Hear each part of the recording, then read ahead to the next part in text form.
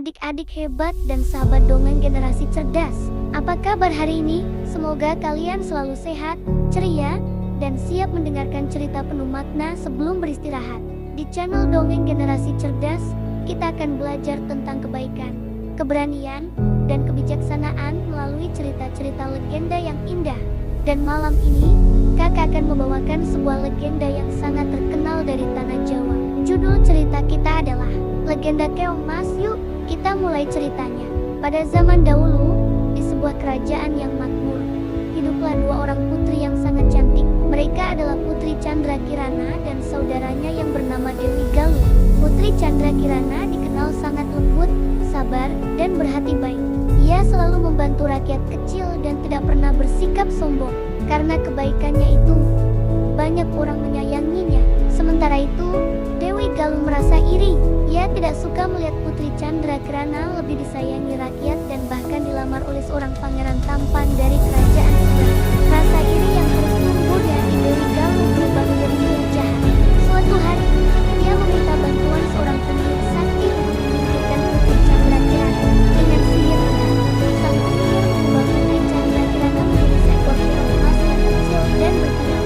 Keong itu kemudian dibuang ke sungai yang mengalir jauh dari istana. Air sungai membawa keong emas itu hanyut indah ke sebuah desa kecil. Di desa tersebut, hiduplah seorang nenek tua yang sederhana dan baik hati. Suatu hari, ketika ia mencari ikan di sungai, ia menemukan seekor keong emas yang sangat indah. "Ah, cantiknya kau ini," kata sang nenek. Ia pun membawa keong emas itu pulang dan menyimpannya di dalam tempayan berisi air bersih. Sejak hari itu, terjadi keajaiban. Setiap kali sang nenek pergi bekerja, rumahnya yang sederhana selalu dalam keadaan rapi saat ia pulang. Makanan telah tersedia di meja, air sudah diambil, dan kayu bakar tersusun dengan baik. Nenek itu heran. Suatu hari, ia berpura-pura pergi bekerja, namun sebenarnya ia bersembunyi di balik pintu. Betapa terkejutnya ia ketika melihat keong emas itu berubah menjadi seorang gadis cantik jelita. Gadis itu adalah Putri Chandra Kirana. Dengan penuh kasih, sang putri membersihkan rumah dan memasak makanan untuk nenek yang telah menolongnya. Nenek itu pun keluar dan memeluk Putri Chandra Kirana. Dengan lembut, sang putri menceritakan semua kejadian yang menimpanya. Nenek itu merasa lega dan berjanji akan membantu sang putri. Sementara itu, sang pangeran yang mencintai Putri Chandra Kirana tidak tinggal diam. Ia terus mencari ke seluruh penjuru negeri.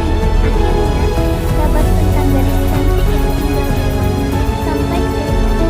Pangeran pun datang ke desa tersebut. Ketika bertemu Putri Chandra Kirana, ia langsung mengenalnya. Namun, sang putri masih berada di bawah pengaruh sihir.